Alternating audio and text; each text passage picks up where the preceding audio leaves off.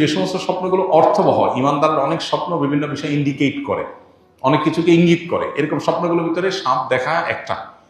এই সাপ কখনো কখনো শত্রু বোঝায়, আপনি আঘাত করছেন মানে শত্রু শেষ করছেন, হতে পারে, এটা ব্যাখ্যা। আবার কখনো কখনো সাপ এটা হলো ব্ল্যাক ম্যাজিকের একটা টুল।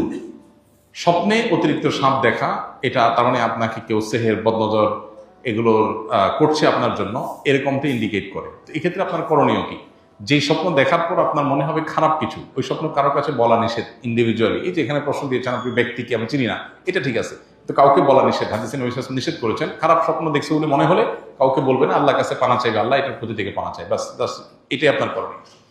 আর এর বাইরে তৎক্ষণাৎ ঘুম ভেঙে গেলে বাম দিকে প্রতীকী থুতু ফেলা, সুযোগ থাকে 2 রাকাত নামাজ পড়া, বাস এটা হলো খারাপ স্বপ্ন দেখলে করণীয়। আর ভালো স্বপ্ন দেখছেন বলে মনে হলে সেটা আপনি খুব কাছের লোকদেরকে বলতে পারেন, জাস্ট এটুকু, এর বাইরে কিছু না।